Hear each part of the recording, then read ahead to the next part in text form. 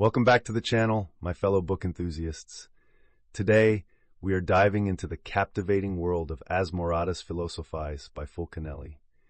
In this book, we explore the secrets of vitality and transformation through the lens of ancient alchemists. So grab your lab coat and get ready to uncover some mind-blowing discoveries. In the chapter titled The Philosopher's Elixir, we enter a universe where alchemists believed they had found a substance capable of performing miracles. The elixir. This magical elixir was said to have the power to rejuvenate the body and was especially effective for women, offering vigor and youth through medicinal baths. But hold on, my friends. Before we get carried away, let me remind you to approach these narratives with caution. Some stories about the effects of the elixir may be a product of imagination, and we must distinguish between reality and exaggeration in ancient texts. But the secrets of the elixir don't stop there. The alchemists also believed that by adding a diluted solution of the elixir to the roots of fruit-bearing trees, they could harvest more delicious and healthy fruits. They even claimed it could enable the cultivation of exotic plants in inhospitable climates. Fascinating, right? Now, let's talk about alchemical transformations. We're not just talking about turning crystals into rubies or quartz into diamonds. These narratives mention something truly mind-boggling, the ability to make glass malleable. But here's the catch, my friends. These stories should be taken with a grain of salt. Even the great masters of alchemy don't endorse such fantastic phenomena. The central question of this chapter, my friends, lies in understanding oneself as the key to profound comprehension of the philosopher's stone and the alchemical process.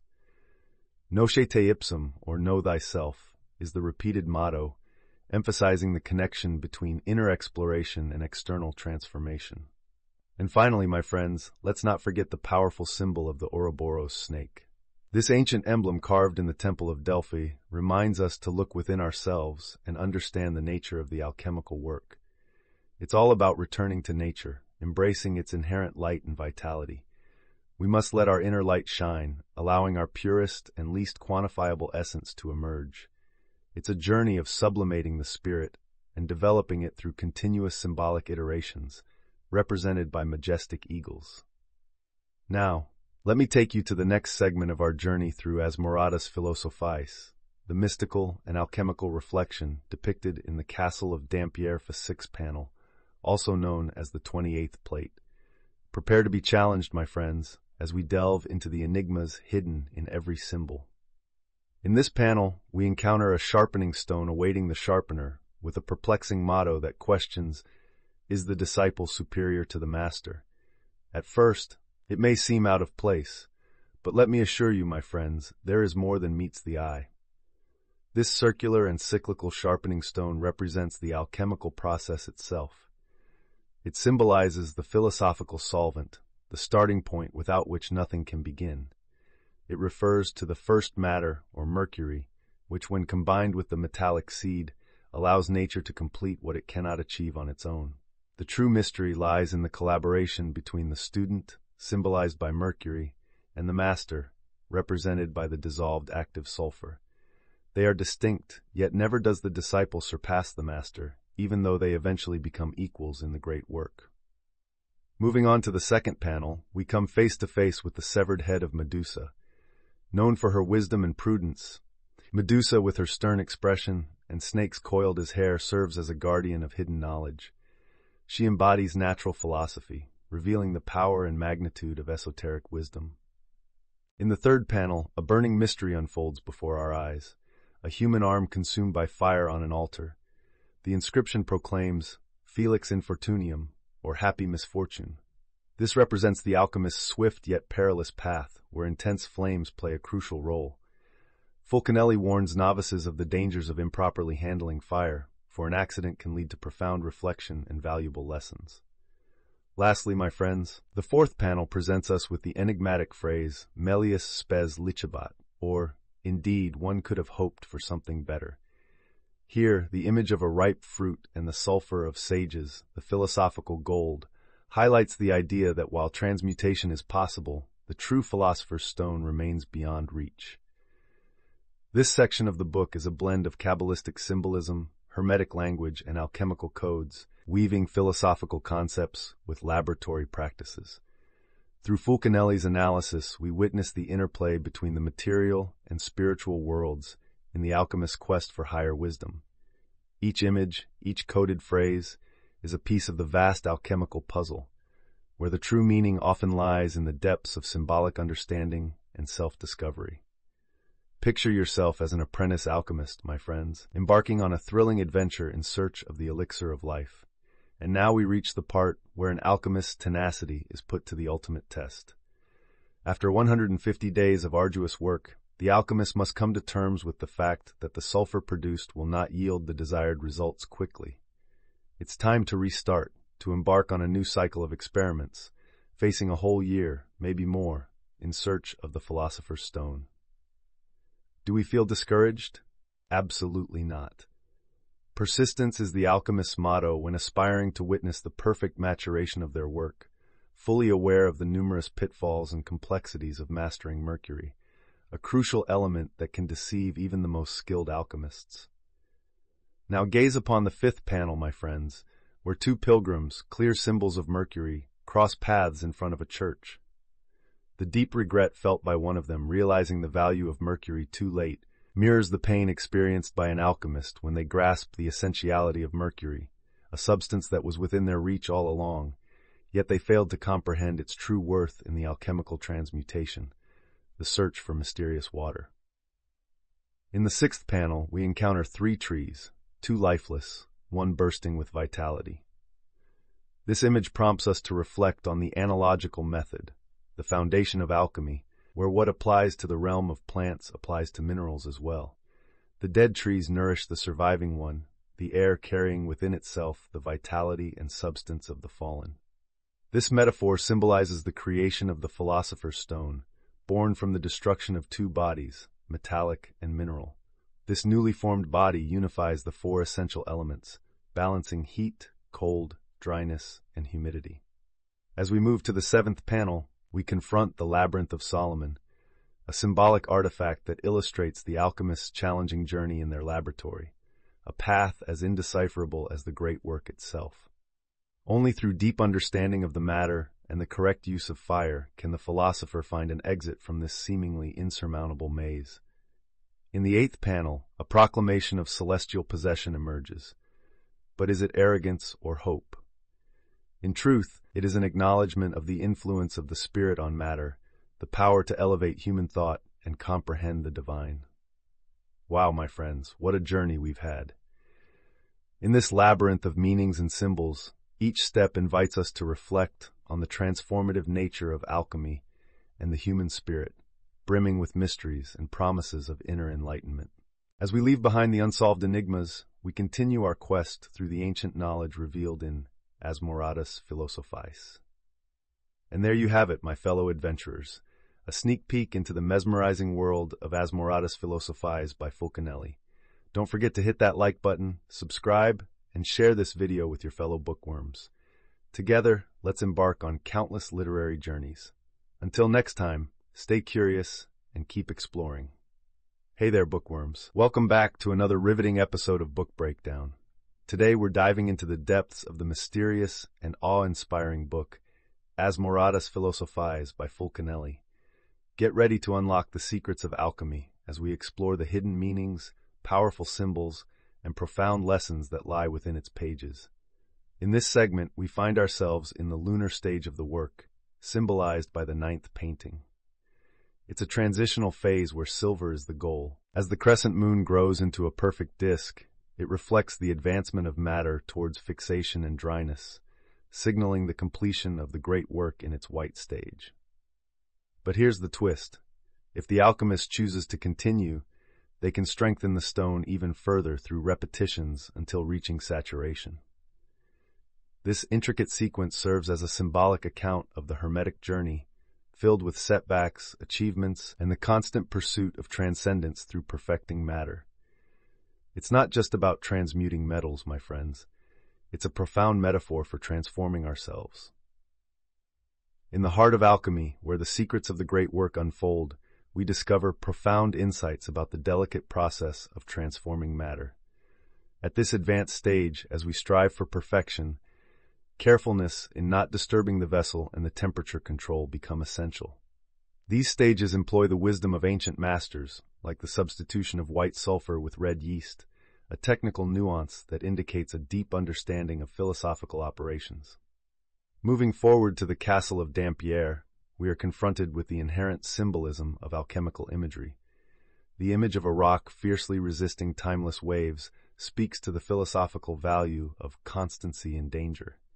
Here, two cherubs calm the storm, metaphorically reminding the alchemist to stay calm and consistent amidst the turbulent stages of the process, especially during the violent initial stages.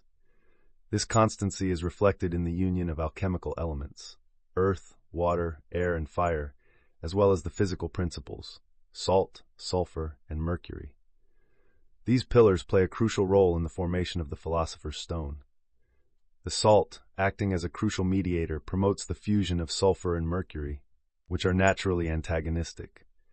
The pacification of these elements is key to creating the stone and illustrates the perseverance of salt, which nourishes the growth of the young Hermetic king. This segment of the book also alludes to a historical and cultural lamentation, the destruction of the ancient and harmonious Nonings d'Hiers Alley in Paris. It was stripped of a curious plaque displaying the image of a grinder, a profound symbol associated with hidden fire and rare water used in their craft. The panels of the Castle of Dampierre discussed in this segment reveal a profound connection between the technical rigors of alchemical work and the philosophical values embodied in art and history. The modern alchemist is invited to decipher mysteries through symbols and allegories, such as the image of the resisting rock and the grinder.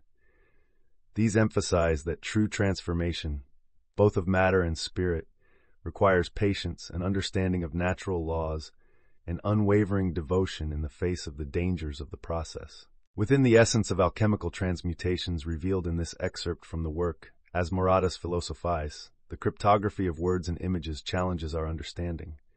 We encounter an enigma, mihi.mori.lvcrvm. Death is a gain for me. This inscription points to the paradoxical benefit that death brings to philosophical rebirth. It's a profound metaphor for the necessity of the decomposition of the mineral seed for a new being to emerge with greater power and virtue. Within these cryptic words, we find an allusion to mortification and alchemical regeneration. As we journey through the carved panels along the path of the great work, we come across the third one, depicting an ulcerated hand emerging from the clouds, holding an olive branch. This emblem carries the following lesson. prvidenti.vr.dolor. The wise know how to alleviate their pain. By soothing both moral and physical suffering, the perfect union of elements in the Philosopher's Stone offers clarity and serenity to the philosopher in the face of life's challenges. In an ongoing dialogue between ancient wisdom and human pain, an illuminated alchemical manuscript praises the medicine of the wise, the elixir, for its ability to heal physical ailments and promote mental balance. It's a tribute to the transformative and liberating power of knowledge, which, like a universal balm, fosters well-being and prosperity. Moving on to the fourth panel, we encounter the symbolism of a serpent devouring its own tail. Associated with the Greek Ouroboros, representing absolute union and eternity, it embodies the ideal of totality, where each point connects, creating perfect balance and marking both a beginning and an end. Amicitia, friendship. Here, the lesson expands beyond the physical and tangible boundaries of alchemy, delving into the metaphysical realms of infinity and perpetuity. Unfortunately, the next panel proves fragmented, with only the incoherent letters surviving on the weathered stone. Finally, in the sixth panel, we catch a glimpse of light in the vast sea of darkness. LVZ tenebris, LVset. Light shines in darkness. The watery element transfigures into a starry sea, symbolized by a six-rayed star.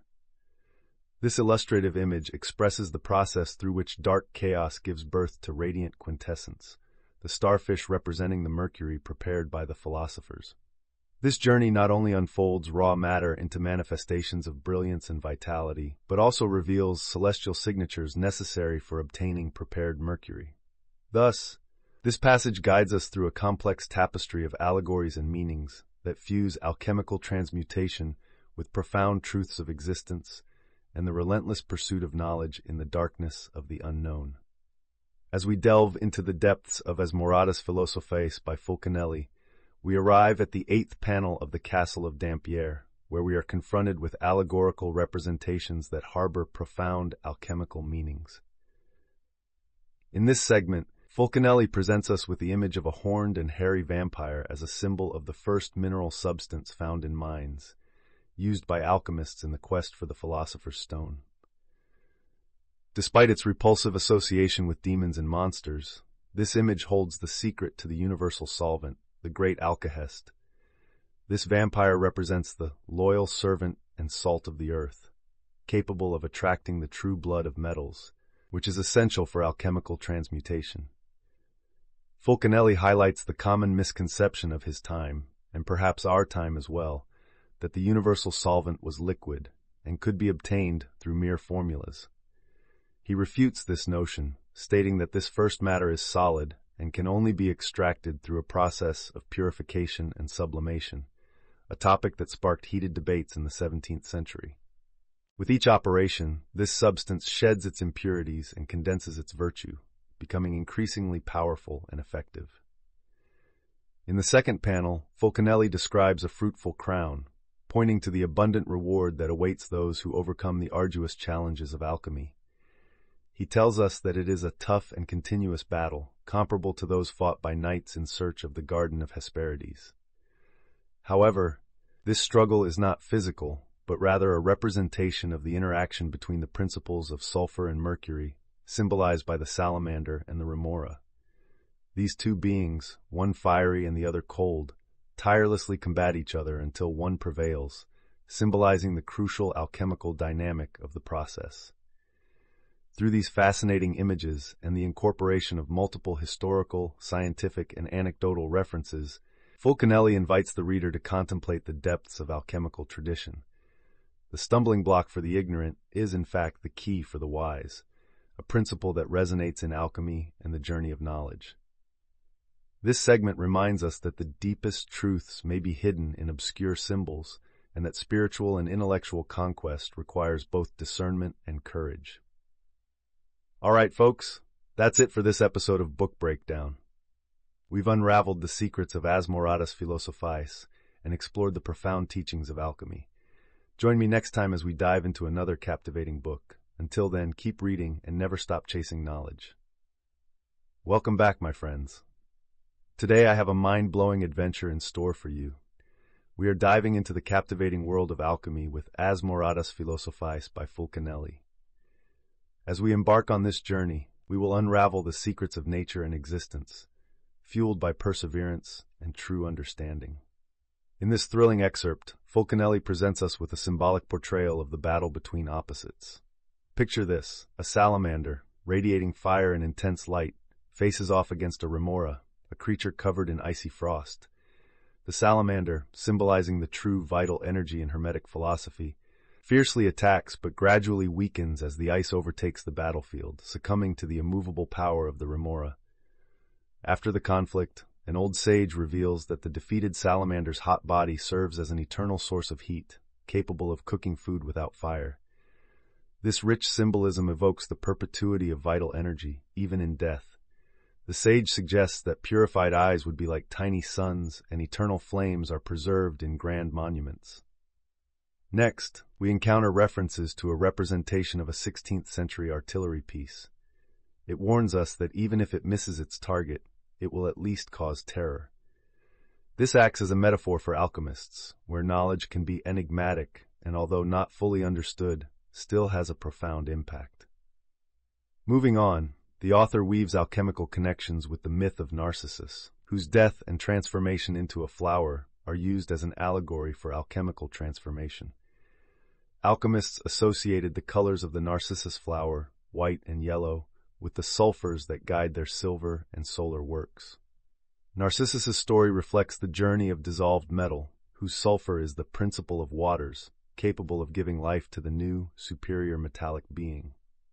To further disturb our conventional understanding, The author narrates the symbolism of Noah's Ark as representing the totality of alchemical materials undergoing mutation under the heat of fire. The image of the ark floating on the floodwaters points to the victory of truth within alchemical practice, where the secret and marvelous work of the alchemists is done away from the eyes of the unbelievers. The ark also symbolizes the birth of new bodies and regenerated beings emerging from darkness, marking the beginning of a new era of knowledge and achievement. In this intricate game of images and symbolism, Fulcanelli weaves a rich tapestry that reveals the mysteries of alchemy and spiritual transformation.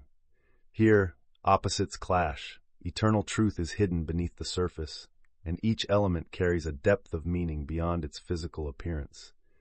The proof of truth and wisdom lies concealed in the allegories and well-guarded secrets of alchemy, challenging the alchemist to decipher and bring to life the dormant principles within metals and oneself. Now, my friends, let's fast forward to the fourth part of our adventure in Mansiones Philosophae. Brace yourselves for an allegorical spectacle. Panel after panel, Fulcanelli uses poetic words to create a tapestry of alchemical symbolism, merging art and science in each described scene. These moments are not random. Each one bears deep significance, conveying essential steps of the alchemist's masterpiece, the magnum opus. We now enter panel 6, where a woman kneels by a tomb adorned with the word taiaxis and the verse Virtude jaz vencida, virtue lies conquered, inscribed on a banner. This is not a scene of common defeat, but a representation of morality and the alchemical process, where sulfur, or the gold of the wise, awaits beneath the stone, decomposing its perishable body. It is a symbolic mortification, preparing the way for the liberation of the inner fire, or the Spirit of God that moves upon the waters, culminating in the formation of a new body.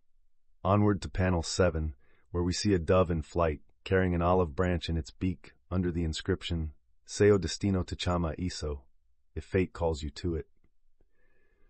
This signifies the true path to follow in alchemy, suggesting that, just like in the story of the universal flood, the presence of a certain color, in this case black symbolized by the raven, precedes the arrival of the dove with the olive leaf, a herald of peace and the union of elements in the accomplishment of the alchemical work.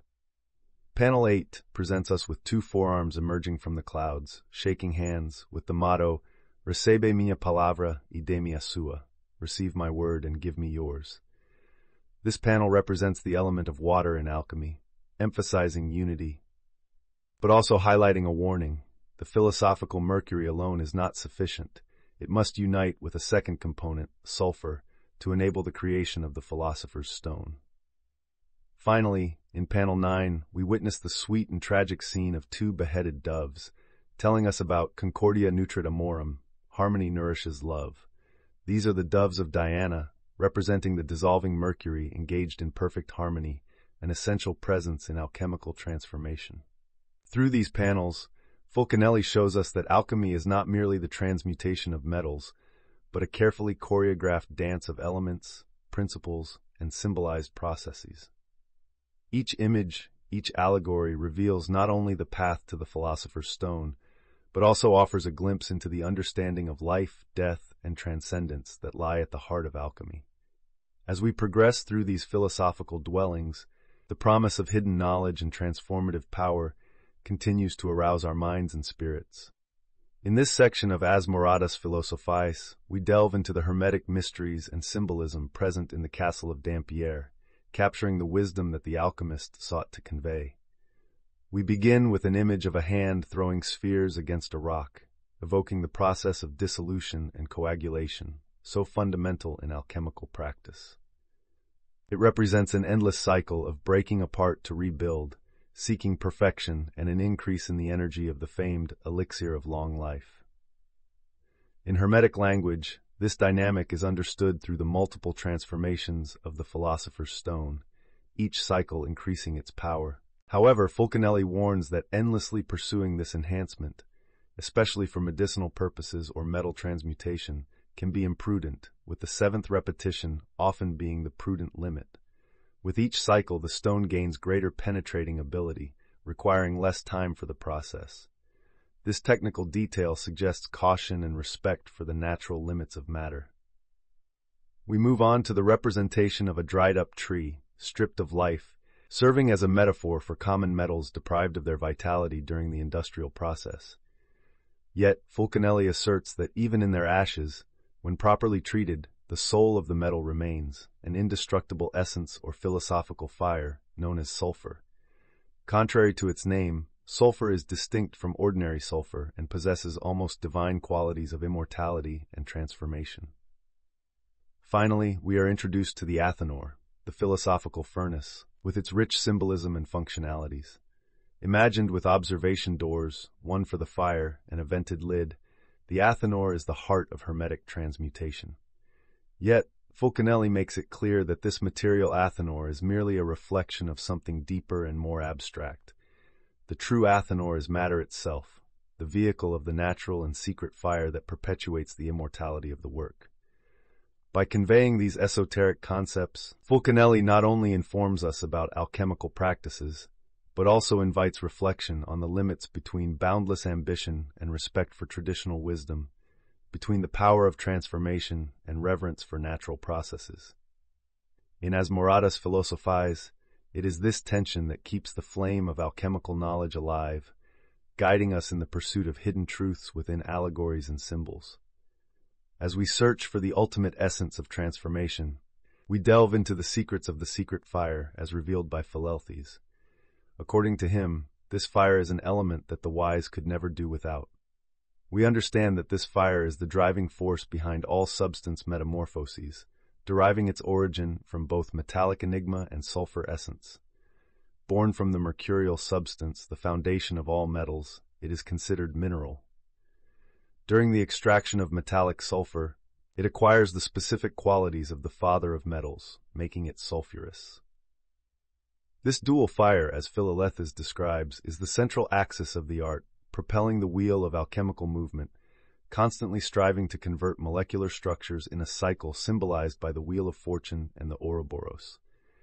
Now, this terminology might sound obscure, but it poetically expresses that through this alchemical process, matter is destroyed, mortified, and then recomposed in a new form, ascending, with the help of these multiplicities, to the perfection of pure fire, concealed under the figure of the immortal phoenix. Sic itur ad astra, or thus one reaches immortality. Similarly, the alchemist, a faithful servant of nature, rises with sublime knowledge, achieving nobility, the respect of their peers, the recognition of their brethren, and an honor greater than any worldly glory, being one of the disciples of Elias. In panel 4, we encounter a common clay vessel inscribed with a prophecy that it shall open by itself and reveal, through its destruction, the conclusion of what it contains. This symbolizes that only through its self-destruction does the vessel show us the fullness of the alchemical work it contains, echoing the vicious cycle of death and rebirth that permeates the great work. In our quest to unravel the secrets of transformation and the creation of the Philosopher's Stone, we delve into a universe where patience and fire are the true masters. In section 13 of part 4 of Mansiones Philosophae, Fulcanelli takes us through the dry and fiery paths of Saturn's work, where solid materials are transmuted into alchemical miracles through intense heat. Through a dense and symbol-laden process, we learn that the great work occurs in secrecy, within the sealed enclosure of a crucible, surrounded by the scorching heat of glowing coals. Wow, what an incredible adventure we've had today. We've explored the depths of alchemical symbolism, unraveling the profound mysteries of nature and transformation. From the battle between opposites to the hidden wisdom within allegories and symbols, this journey has awakened our minds and spirits. Remember, my friends, true understanding comes from perseverance and the quest for genuine knowledge. Stay curious and keep searching for the hidden truths that lie within our existence. I hope you enjoyed this summary of Mansiones Philosophae by Fulcanelli. If you did, give this video a thumbs up and subscribe to my channel for more exciting book summaries. Until next time, my friends, keep seeking wisdom, and may your journey be as transformative as the alchemical process itself. Stay viral. Hey there, bookworms. Welcome back to my channel, where we dive deep into the world of literature. Today, we have a real gem for you, we're going to unlock the secrets hidden within the pages of Mansiones Philosophae by Fulcanelli. This book is a fascinating journey into the mystical world of alchemy, and I can't wait to share it with you. In this book, the author takes us on a quest for the elusive Philosopher's Stone. Now, you may be wondering, what's so special about this stone? Well, my friends, this stone has the power to transform ordinary metals into gold and grants everlasting life. Yeah, you heard me right, gold and immortality. But here's the thing, the process of finding and using this stone is no walk in the park. It's a treacherous path filled with symbolism and enigmas. Our alchemist protagonist must rely on faith and trust in the divine, as there are no visible signs or colorful steps to guide their hand. Each step is a leap of faith into the unknown, relying solely on the wisdom of fire and their past experiences. And just when it seems like all hope is lost, a sudden crack in the crucible's surface announces the alchemist's success. It marks the creation of the alchemical sulfur and the completion of their transformation. It's the pinnacle of their journey, the crystallized epiphany they've been yearning for. Throughout this challenging path, our alchemist encounters various symbolic panels and allegories, each telling a story of profound significance. One such symbol is the sword and spatula, representing the dual ability to harm and heal, to kill and resurrect. These tools transcend their materiality, hinting at a transcendent power within the alchemical solvent. It's like a game changer, unlocking the essence hidden within the metallic body. But wait, there's more. We also come across the intriguing depiction of ivy and the trunk as friends turned enemies. It's a profound representation of transformative poison, the philosopher's stone that is paradoxically the ultimate remedy. Talk about a plot twist. And speaking of twists, we encounter the metaphor of a centaur amidst Roman symbols.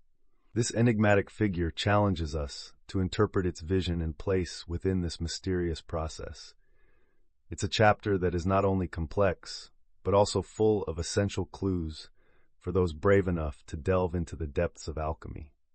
But here's where it gets really interesting, my friends. Who would have thought that the symbols and riddles of ancient Rome would breathe life into the secrets of alchemy? In the chapter on Dampierre Castle, Fulcanelli entangles us in a web of hidden meanings that set us on a journey to discover the Philosopher's Stone. So, grab your cloaks and wands, because we're deciphering the hermetic codes of ancient civilizations and their connection to alchemy. Now, you might be wondering about the role of a powerful symbol like the eagle, right? Well, in the alchemical mosaic of meanings, the Roman eagle points us to a specific land, the Roman earth.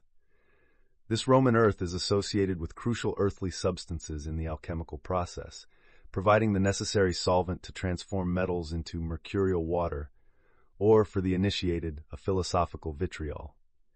This vitriol isn't your average ferrous sulfate, though. It's a double complex vitriol of iron and copper. Sounds gnarly, right? But wait, there's more. We also explore Basil Valentine's testament, where he highlights the extraordinary properties of this vitriol. He challenges us to recognize the truth behind his words, if only we know exactly which body he's referring to. Talk about a mysterious puzzle within a puzzle. Next up, we have an intriguing allegory of a young gladiator battling bees in a swarm, representing our initial efforts in the hermetic work. This act symbolizes the need to simplify and closely follow the paths of nature throughout the alchemical process. As our narrative unfolds, we encounter a bas-relief where the gladiator represents the alchemist, bravely facing the matter alone, a Greek monomachos. The panel suggests that we should attack the philosophical beehive, also known as the stone, with the magical sword of the secret fire, allowing the precious enclosed liquid to flow. And amidst this theater of transformations, the sun takes center stage, symbolizing its crucial role in alchemy as the father of the stone. But here's the juicy bit, my friends. This alchemical sun is different from ordinary gold. Together with mercury, it generates our alchemical egg. To sum it all up, alchemists understand that metals are composed of sulfur and mercury. But by cooking the rebus philosophically, they produce a sulfur with exceptional properties, capable of absorbing more mercury and propagating the technique of multiplication and growth. It's vital to complete the great work. In the end, this chapter leaves us with a clear message. Even in absence, everything remains. It's the fundamental principle of basic matter illustrated in the final panel of Dampierre Castle, an insignificant and abundant matter from which philosophers extract everything they need. Keep in mind, though, that this stone doesn't produce ordinary metal. It's a unique alchemical result of the union between sulfur and mercury. And there you have it, my fellow seekers of wisdom. Another piece of the esoteric puzzle has been revealed. The Roman earth has guided us, inviting us to explore the ancient mysteries of transformation and shed light on the secrets of the philosophical abodes. Thanks for joining me on this epic journey through Mansiones Philosophae by Fulcanelli. Don't forget to like this video, subscribe to my channel, and hit that notification bell to stay updated on all our magical adventures. Until next time, keep exploring the hidden realms of literature, my friends.